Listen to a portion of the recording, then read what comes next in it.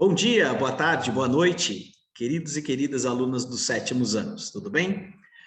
Hoje estamos aqui para falar um pouco sobre a formação dos estados nacionais, a formação das monarquias absolutas.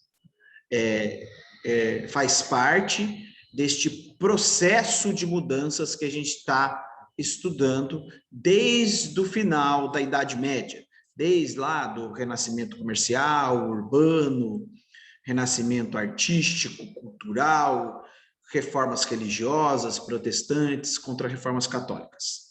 Todos esses processos de mudanças, que são processos lentos, tá? Que vão ocorrendo desde o século XII para frente, eles vão culminar no fortalecimento do poder real. O objetivo da nossa aula de hoje, entender os motivos deste fortalecimento, as primeiras monarquias absolutas e o que financiava essas monarquias. Muito bem? Vamos lá. É importante vocês entenderem que a burguesia, aquele grupo de pessoas que começavam a se enriquecer com o comércio, com o artesanato, nas cidades que estavam renascendo, passaram a apoiar o rei ou os reis dos países que estavam surgindo por meio de doações e empréstimos. O que essa burguesia ganhava em troca desse dinheiro emprestado e às vezes até doado para os reis? Ganhava proteção e cargos públicos na corte real, tá? Então o rei protegia o comércio desses burgueses e cedia aos burgueses cargos públicos na corte, em sua administração. A nobreza também se aproximava do rei, visando manter seus privilégios, os privilégios lá do período da Idade Média. Então, a burguesia, que ia surgindo como uma força política, e a nobreza também apoiando os reis neste processo de centralização de poder. Os reis pagavam pensões e ofereciam altos postos no exército real à nobreza.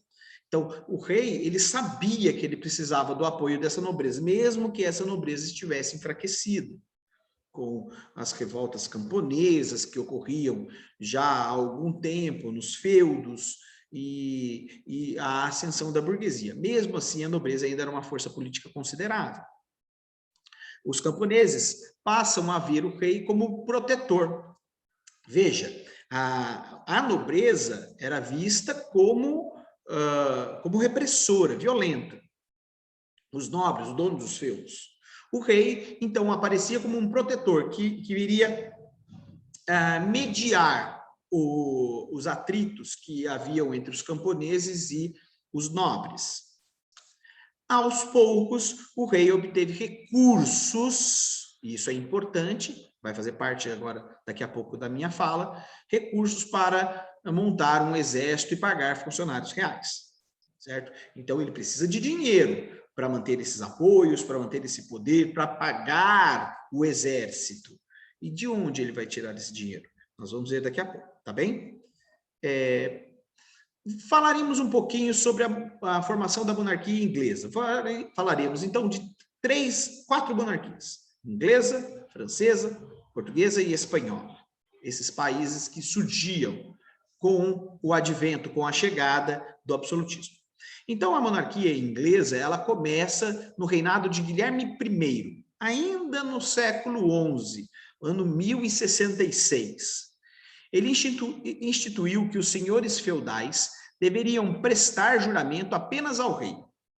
Então, o rei Guilherme, ele vence uma guerra contra os senhores feudais da Ilha Britânica, ele une esses feudos e faz com que estes nobres prestem juramento de fidelidade apenas a ele, Guilherme I.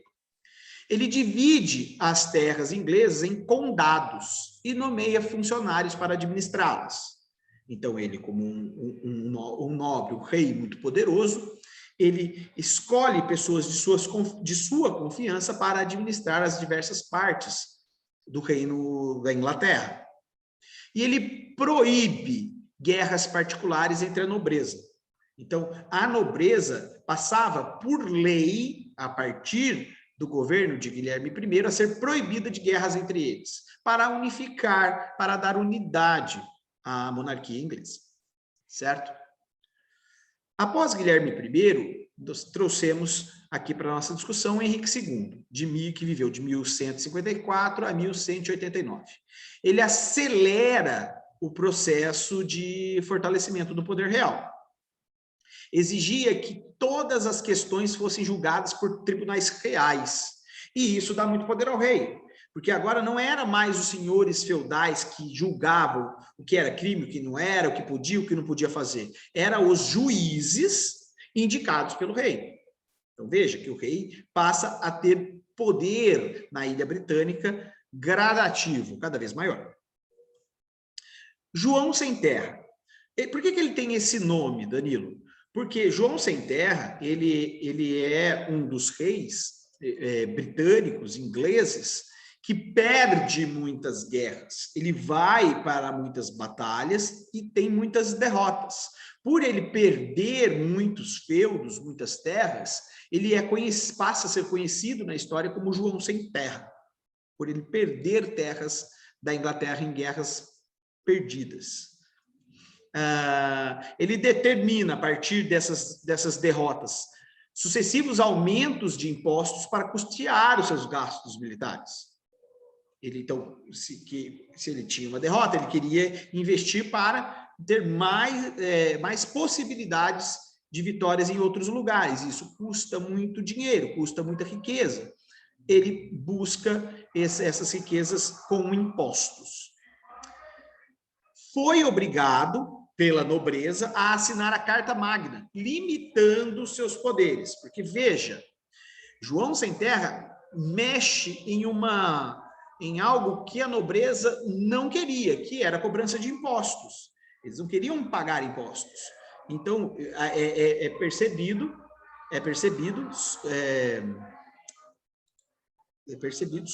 só... Desculpa, pessoal, eu estou aqui na escola, tá? No horário de intervalo das minhas aulas e estou gravando minha aula agora. E, assim, escola, você sabe como que é, né? Entra, sai de pessoas, e a colega entrou aqui para dar um recado, mas já foi, tá? Então, eu vou voltar aqui, tá? Na nossa análise.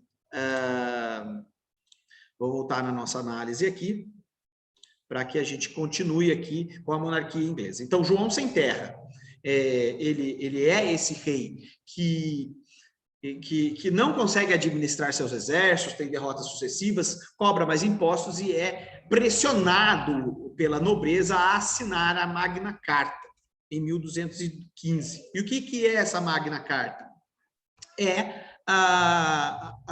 Como que eu posso dizer? É a primeira constituição escrita de regras, de leis promovidas na Inglaterra, tá? Um marco histórico na monarquia inglesa. E Henrique III, ele impõe novos impostos, isso já depois da morte de João Sem Terra, e a burguesia ganha o direito de participar do Grande Conselho, que passou a se chamar Parlamento em 1265. Então, com Henrique III, não só a nobreza aconselhava e participava da política, com Henrique III passa a ter uma nova Câmara, um novo grupo que participa da política, que é a burguesia, que passa a ser chamada esse espaço, esse parlamento passa a ser chamado de Câmara dos Lords, pelos nobres, e Câmara dos Comuns, pelos burgueses. Essas duas câmaras existem até hoje, tá? Passemos agora à monarquia francesa. Filipe Augusto, que viveu de 1180 a 1223, conquistou imensos feudos, casando-se por interesse. Então, ele faz uma política de diplomacia através de casamento, certo? Para aumentar o poder da França feudal. Lembre-se, a França ainda é um conjunto de feudos nessa época, que começa um processo de centralização. Ele compra terras dos nobres e usou o exército para fortalecer seu poder. O Luís IX, que viveu de 1226 a 1270, ele permitiu a todos que fossem condenados por um tribunal da nobreza recorressem a um tribunal do rei. Isso dá muito poder para Luís IX. Por quê? Porque agora, quem fosse condenado pelo nobre, antes de ser condenado efetivamente, ele podia recorrer ao rei. E pedindo clemência, pedindo um novo julgamento. Tá? Então, as pessoas viam que existia uma instância maior do que o nobre ali dentro do feudo.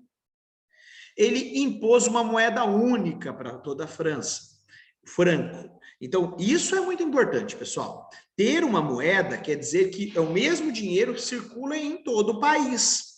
E isso dá poder para quem é chefe do país, o rei. Luís IX, então, ele tem uma sacada muito importante lá no final do seu governo. O Felipe IV, conhecido também como Filipe o Belo, ele exigiu que o clero também pagasse impostos, os padres, os religiosos. O Papa se negou e o rei convocou os Estados Gerais, que eram os grupos sociais, certo? Nobreza, burguesia, o clero, e convocou estes grupos de conselho para aprovar a decisão. E foi uma vitória. O rei conseguiu com que parte da igreja pagasse impostos. Isso foi uma derrota para a igreja e uma vitória do poder real francês. Veja que a França também tem o seu poder, os reis franceses têm o seu poder se concentrando, se fortalecendo aos poucos.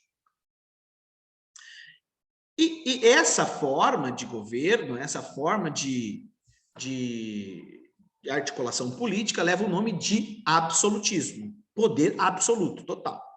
Regime caracterizado por uma grande concentração de poder na mão dos reis, nas mãos dos reis.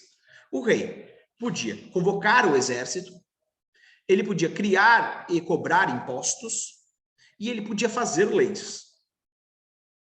Tinha o seu poder limitado apenas por costumes da época, tradição e existência de ministros fortes. Isso, eventualmente, tá, pessoal? Então, a tradição, geralmente, ela não limitava o poder do rei, ela fortalecia, tá? Mas, caso o rei quisesse tomar uma decisão que fosse muito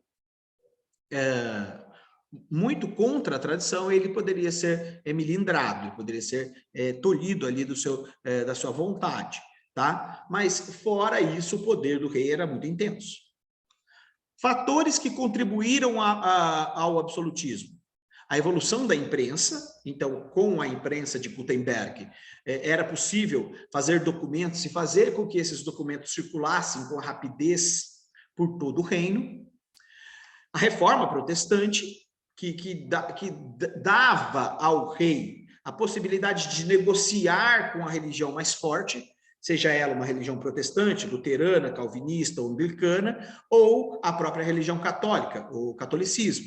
Então, o rei ganhava a ascendência a partir da luta entre as religiões da reforma protestante que a gente estudou.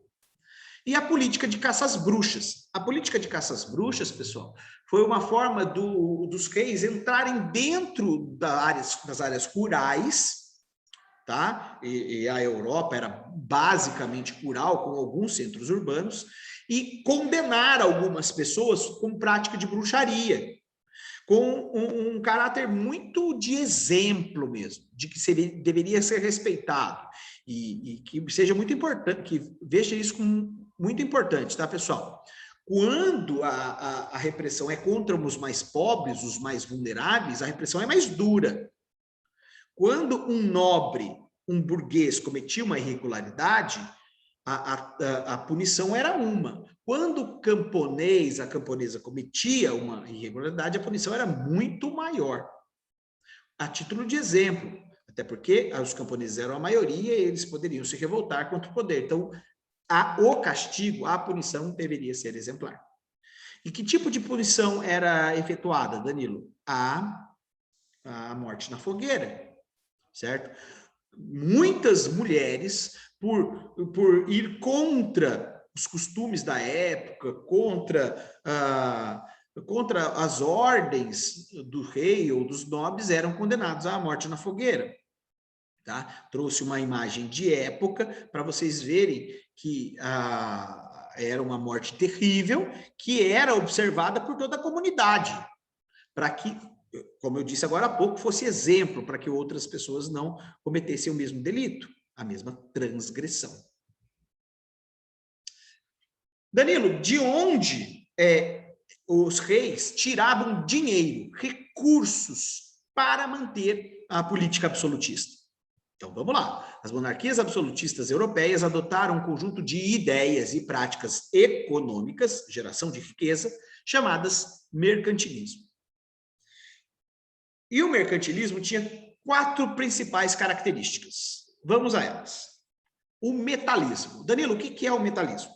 Metalismo é a crença segundo a qual, quanto mais ouro e prata uma nação possuísse, mais rica ela seria. Com base nessa crença, procurava-se acumular metais preciosos no país. Então, o metalismo é a ideia de acumulação de metais preciosos para se ter mais poder. Exclusivismo colonial.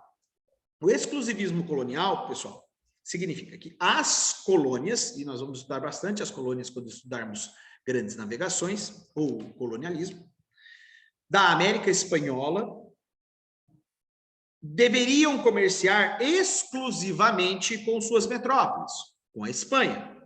Um exemplo, os colonos da América Espanhola deveriam comerciar somente com a Espanha.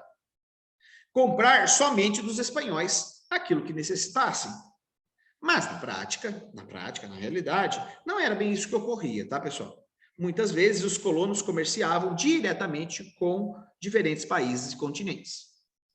Mas a ideia principal do exclusivismo colonial é o país colonizador, no caso, a gente vai estudar bastante Portugal e Espanha, deveria vender para as colônias e as colônias deveriam comprar exclusivamente da metrópole. E isso gerando um acúmulo de riquezas muito grande, porque a metrópole vai comprar pelo preço que quiser, geralmente um preço muito barato, e vai vender pelo preço que quiser, geralmente um preço muito elevado. Tá? Protecionismo. Danilo, o que é o protecionismo? Protecionismo é o incentivo ao comércio e à manufatura nacionais, protegendo-os da concorrência estrangeira. Recomendava-se, por exemplo, o aumento de impostos sobre os produtos estrangeiros, a fim de torná-los mais caros, fortalecendo os similares nacionais. Basicamente, Danilo, sétimo ano, isso significa proteger a economia do país. Então, a França deveria proteger a economia do seu país. Como? Cobrando impostos muito caros de produtos de outros países, para que isso fortalecesse a economia do seu país. Então, vamos dar um exemplo. Vinho. Vamos supor que a França quisesse comprar vinho português. Ela fazia com que o vinho português ficasse tão caro com impostos que compensava muito mais produzir na França. E se eu produzo na França, eu gero mais riquezas na França. E isso é bom para a economia francesa, é bom para o absolutismo francês, certo? Então, o protecionismo é a tentativa de minimizar a entrada de produtos estrangeiros no seu país, fazendo com que esses produtos sejam produzidos no próprio país. Tudo bem? E, por fim, balança comercial favorável. A balança comercial favorável é um princípio decorrente do metalismo, que a gente falou agora há pouco. Veja por quê. na época, o dinheiro era feito de ouro e prata. Assim, a forma de reter ouro e prata em um país era exportar o máximo e importar o mínimo, mantendo assim a balança comercial favorável. Então, se eu exportasse mais, vendesse mais e comprasse menos, entrava mais dinheiro do que saía. Então, a minha balança comercial era favorável. Entende? Então, a ideia sempre era exportar mais e comprar menos. Tá? Vender mais e importar menos. E isso, com isso, entrava mais ouro do que saía no reino. E isso fazia, com certeza, que tivesse mais dinheiro para o rei gastar no que ele achasse melhor. Correto? Formação das monarquias ibéricas, Portugal e Espanha. Tanto a monarquia portuguesa quanto a monarquia espanhola se formaram durante as lutas dos cristãos para expulsar os árabes muçulmanos da Península Ibérica. O que significa isso, Danilo? Significa que os muçulmanos, os árabes muçulmanos, em um primeiro momento, desde os séculos VIII, passaram por um processo de expansão muito grande. Uma expansão muito grande que dominaram boa parte do que é Espanha e Portugal hoje, quase chegando na França, dando origem ao Califado de Córdoba. Então, o Califado de Córdoba era toda uma extensão de terras muçulmanas em Portugal e Espanha.